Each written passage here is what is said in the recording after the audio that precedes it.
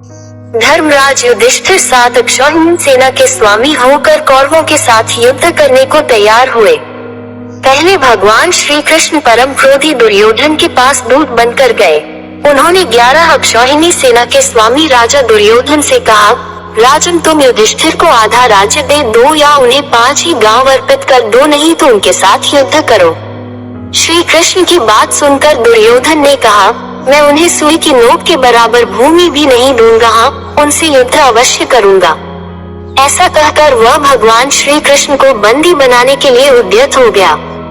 उस समय राजसभा में भगवान श्री कृष्ण ने अपने परम दुर्धर्ष विश्वरूप का दर्शन कराकर दुर्योधन को भयभीत कर दिया।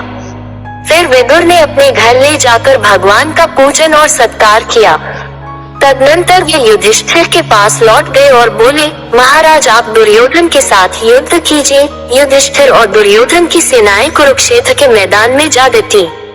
अपने विपक्ष में पितामह भीष्म तथा आचार्य द्रोण आदि गुरुजनों को देखकर अर्जुन युद्ध से विरत हो गए। तब भगवान श्री कृष्ण ने उनसे कहा, पार्थ भीष्म आदि गुरुजन शोक के योग्य नहीं है। मनुष्य का शरीर विनाशशील है, किंतु आत्मा का कभी नाश नहीं होता। यह आत्मा ही परब्रह्म है। मैं ब्रह्म हूँ, इस प्रकार तुम उस आत्मा को समझो। कार्य की सिद्धि और असिद्धि में समान भाव से रहकर कर्मयोग का आश्रय ले क्षात्र धर्म का पालन करो। श्री कृष्ण के ऐसा कहने पर अर्जुन रथारूढ़ हो युद्ध में प्रवृत्त हुए। उन्होंने शंख ध्वनि की। दुर्योधन की सेना में सबसे पहले पितामह भीष्म सेनापति हुए। पांडवों के सेनापति शिखंडी थे। इन दोनों में भारी युद्ध छिड़ गया। भीष्म सहित कौरव पक्ष के योद्धा उस युद्ध में पांडव पक्ष के सैनिकों पर प्रहार करने लगे और शिखंडी आदि पांडव पक्ष के वीर कौरव सैनिकों को अपने बाणों का निशाना बनाने लगे। कौरव और पांडव सेना का वही युद्ध देवासुर संग्राम के समान जान पड़ता था।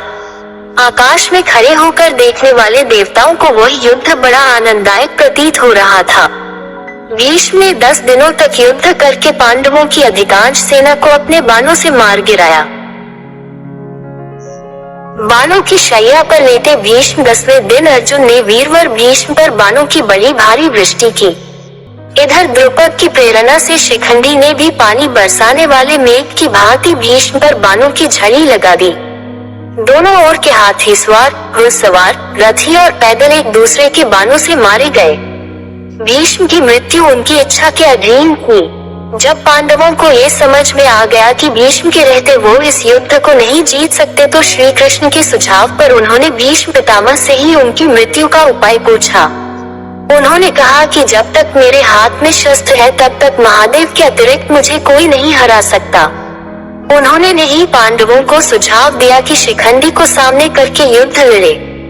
वो जानते थे कि शिखंडी पूर्व जन्म में अम्बा थी, इसलिए वो उसे कन्या ही मानते थे। 10वें दिन के युद्ध में अर्जुन ने शिखंडी को आगे अपने रथ पर बिठाया। शिखंडी को आगे देखकर भीष्म ने अपना धनुष त्याग दिया। उनके शस्त्र त्यागने के बाद अर्जुन ने उन्हें बाणों की शैया पर सुला दिया।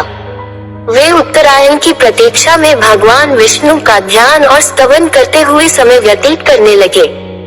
भीष्म के बाण शैया पर गिर जाने के बाद जब दुर्योधन शोक से व्याकुल हो उठा, तब आचार्य द्रोण ने सेनापतित्व का भार ग्रहण किया। उधर हर्ष मनाती हुई पांडवों की सेना में धृष्टद्युम्न सेनापति हुए।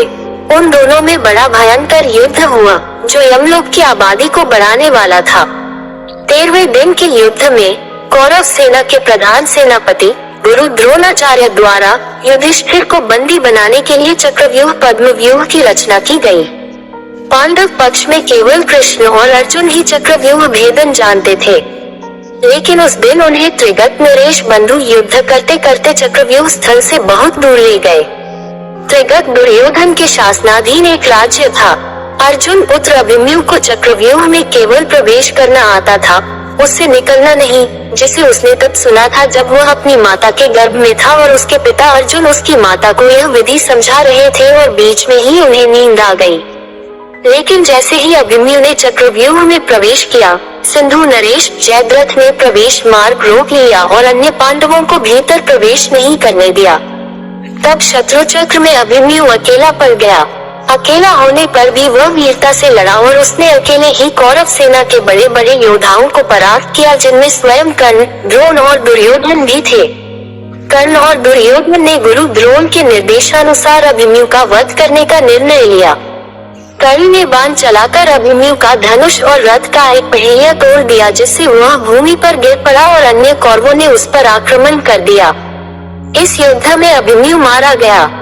युद्ध समाप्ति पर जब अर्जुन को ये पता लगता है कि अभिमन्यु के मारे जाने में जयद्रथ का सबसे बड़ा हाथ है, तो वह प्रतिज्ञा लेता है कि अगले दिन का सूर्यास्त होने से पूर्व वह जयद्रथ का वध कर देगा, अन्यथा अग्नि समाधि ले लेगा। 14वें दिन का युद्ध अविलक्षण रूप से सूर्यास्त के बाद तक चलता रहा और भीमपुत्र घटोत्कच, जो अर्धअसुर था, कौरव सेनाओं का बड़े पैमाने पर संहार करता रहा। आमतौर पर असुर रात्रि के समय बहुत अधिक शक्तिशाली हो जाते हैं। दुर्योधन और कर्ण ने वीरता से उसका सामना किया और उससे युद्ध किया। अंततः जब ये लगने लगा कि उसी रात घटोत्कच सारी कौरव सेना का संहार कर देगा, तो दुर्योधन ने कर्ण से ये निवेदन किया कि वह किसी भी प्रकार से इस समस्या से छुटकारा दिलाए। कर्ण को विवश होकर शक्ति अस्त्र घटोत्कच पर चलाना पड़ा।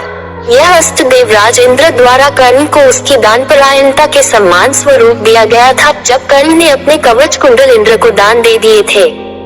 लेकिन कर्ण इस अस्त्र का प्रयोग केवल एक बार कर सकता था, जिसके बाद यह अस्त्र इंद्र के पास लौट जाएगा।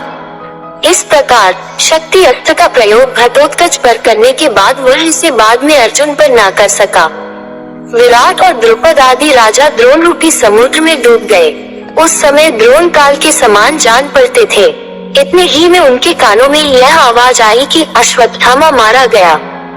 इतना सुनते ही आचार्य द्रोण ने अस्त्र शस्त्र त्याग दिए। ऐसे समय में दृष्टद्युम्न के बाणों से आहत होकर वे पृथ्वी पर गिर पड़े।